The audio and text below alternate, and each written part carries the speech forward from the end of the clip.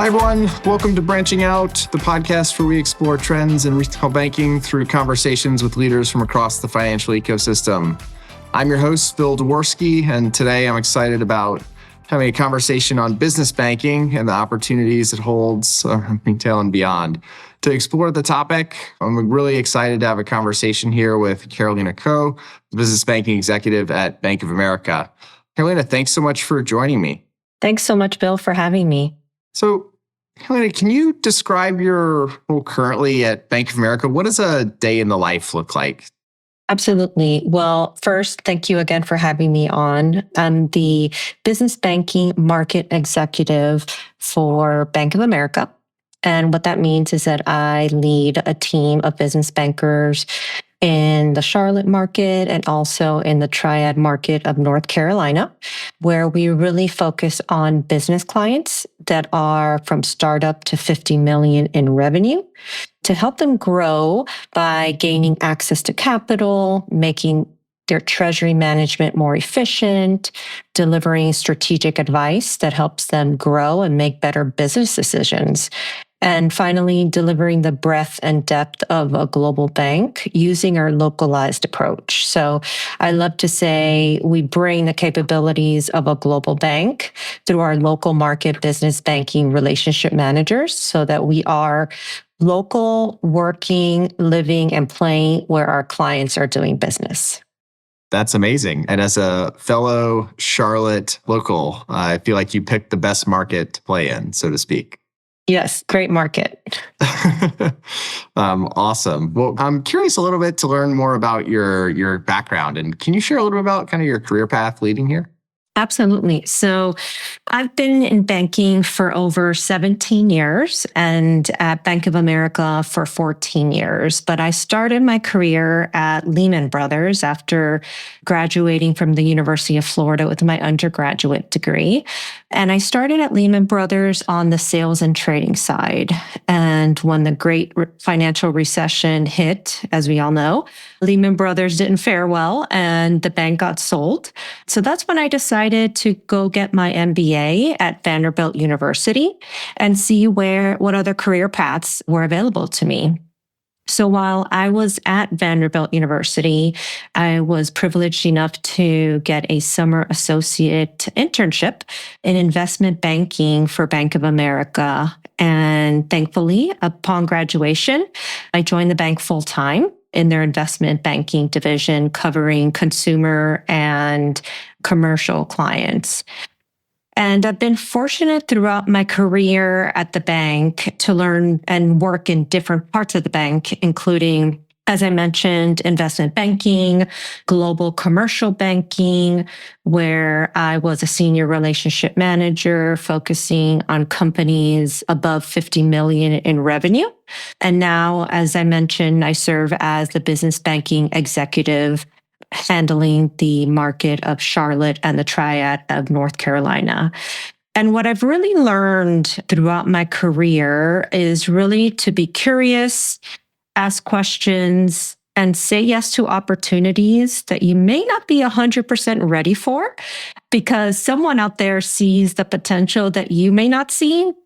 So I've been very fortunate to have a great career at the bank, and I look forward to continuing that career, and not only for myself, but helping mentor and help others professionally develop as they continue on in their careers. That's amazing. Love that, though. So many different interesting turns along the way. I'm sure there are plenty of things there that could be their entire episode unto themselves. In honor of this week, which is National Small Business Week from the kind of Small Business Administration and beyond, it's great to have you on. And obviously, there are a number of interesting topics that we'd love to kind of get your thoughts on. But maybe let's start with that theme of uncertainty and potential opportunities ahead that you were referring to. Small and medium-sized companies right now are, I think, facing a fair bit of uncertainty for a variety of reasons. Are there particular things that, from your vantage point as a financial or as a business banking executive, that you think they can do proactively to help keep their businesses moving forward despite that uncertainty that may linger for them? That's a great question because one thing that I've learned throughout my career is the only certain thing is change. So there's going to be disruption always. And I look at it from the standpoint of disruption brings opportunity. So when we go and meet with our clients and we talk about what they are seeing on a daily basis, a couple of things come to mind. So first, I would say our business owners, the small, medium-sized companies should keep grounded on their core purpose. Why are they doing what they do? What client segment are they serving? What key talent do they have at the company that they need to continue growing and developing?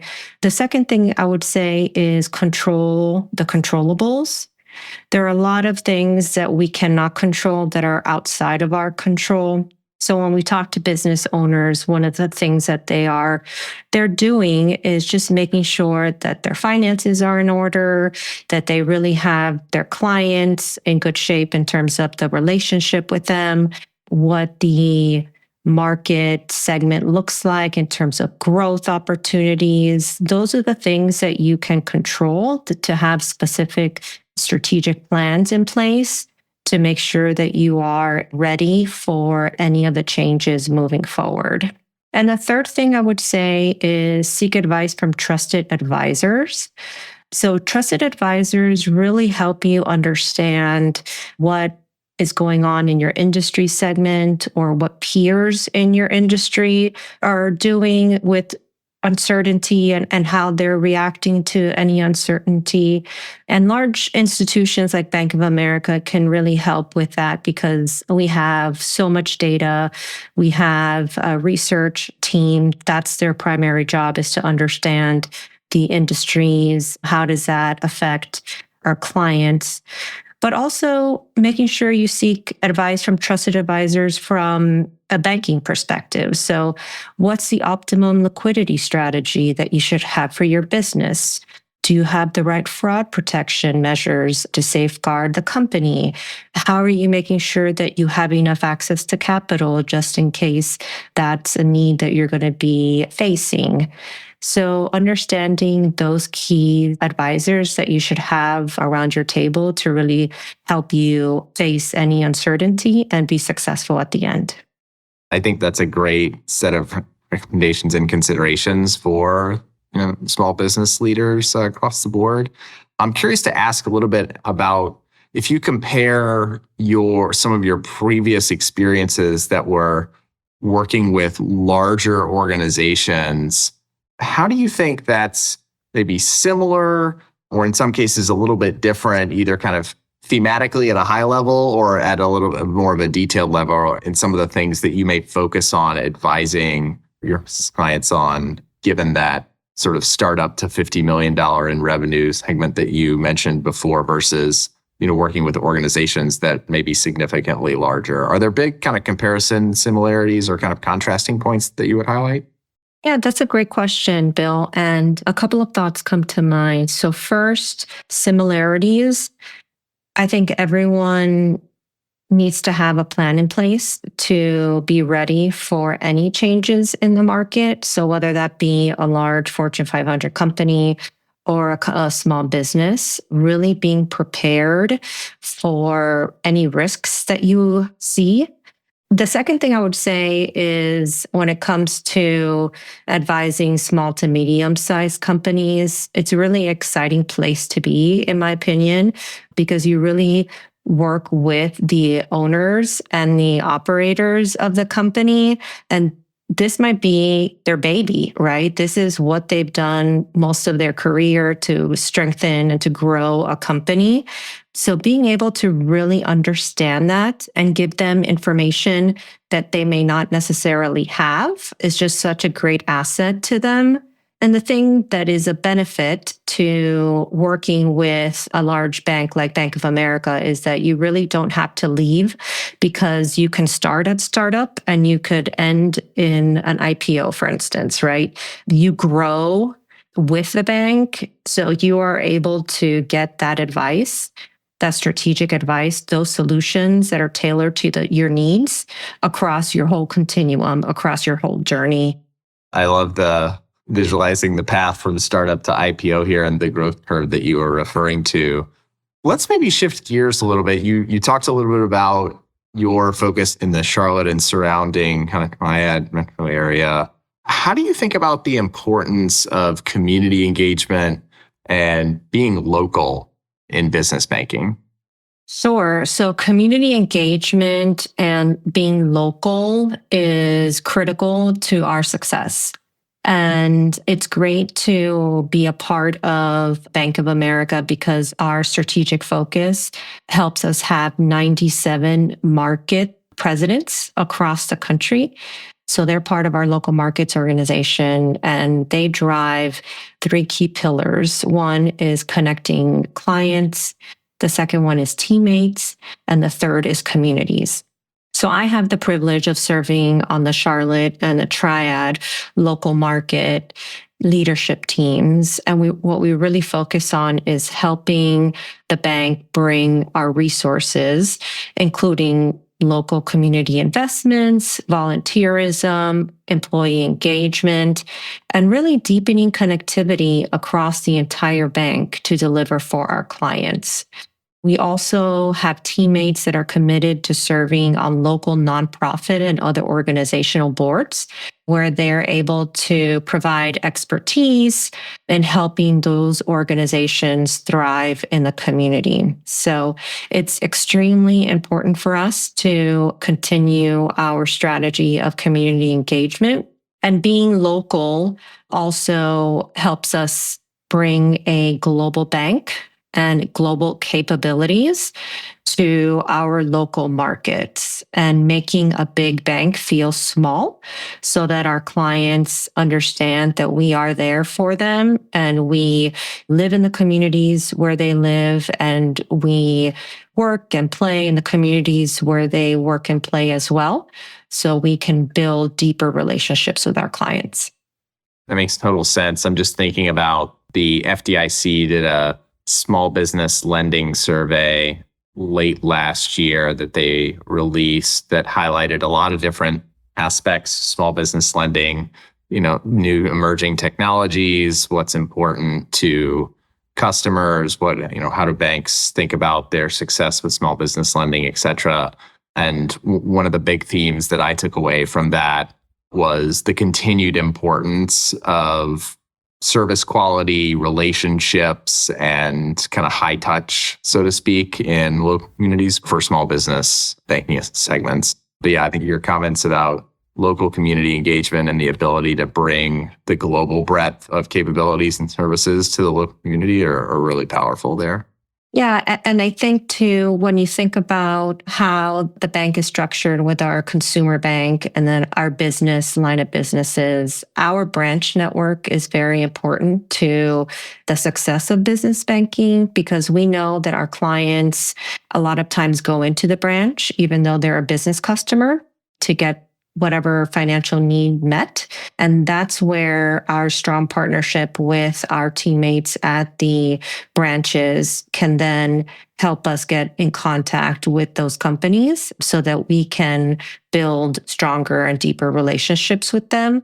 So you talked a little bit about sort of the partnership and teaming and close, alignment with the consumer banking segment as well. And certainly there are a lot of small business leaders, entrepreneurs, business owners, et cetera, that are also consumer banking clients, so to speak.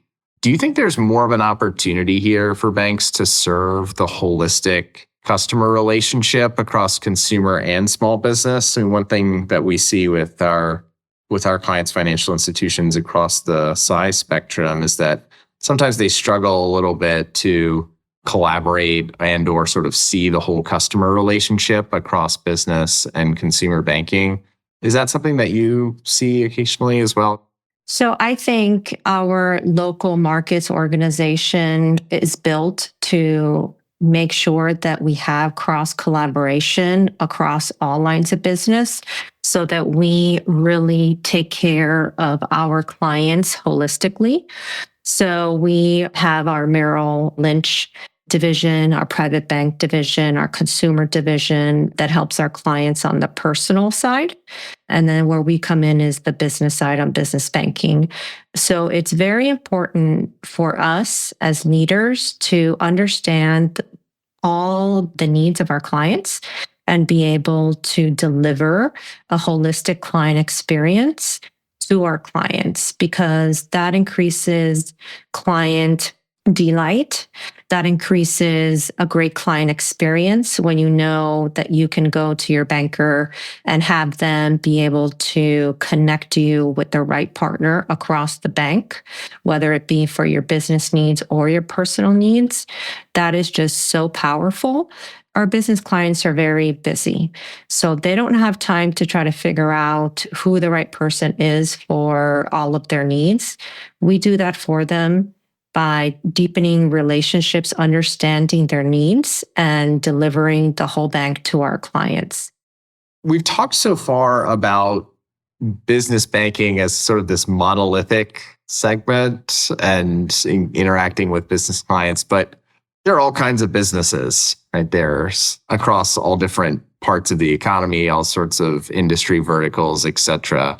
Are there any particular sectors that you think are, most exciting as like growth areas for banks to serve in new ways, or that have other kind of nuances that you're spending a lot of time and attention on right now? So there are lots of industries and growth areas that we continuously keep a pulse on. But the great thing about how we are structured in business banking and Bank of America is that we have 121 business banking markets across the country. Because what we found is each market is not the same. If you take a very urban market and a suburban market, industries may not be concentrated in the same way. So what's great about this strategy is that we make sure that we're focusing on each market and each of the industries that are growing within those markets.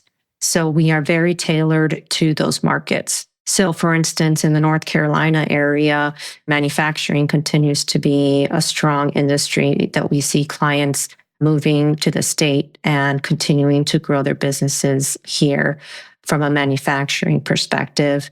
But there may be focus in technology in more urban areas across the country. So we really want to understand the industry our clients are in and really follow the needs of our clients so that we're able to focus on helping them grow their business.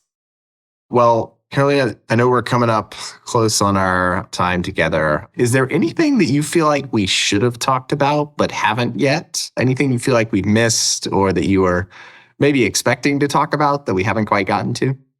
Companies will always face change. The banks will always face change. We always face change. But this really allows us to uncover opportunities for growth. So if I would leave you with anything, it's three things. One, seek advice from a trusted advisor or advisors and those who have weathered change successfully. Make sure you have those trusted advisors around you who have weathered change successfully and understand your industry, understand how to help you succeed. And the second thing I would say is control the controllables, making sure you have plans in place, making sure you understand the risks involved in your business and have mitigators so that you are in a strong position to weather any change. And the third thing I would say is embrace the uncertainty, because this is a way for you to find new possibilities, new areas for growth, and just continue growing your company. Well, from one advisor to another, I'm not sure I could have said it much better than myself. Thank you so much for including me and inviting me on today. I really appreciate it.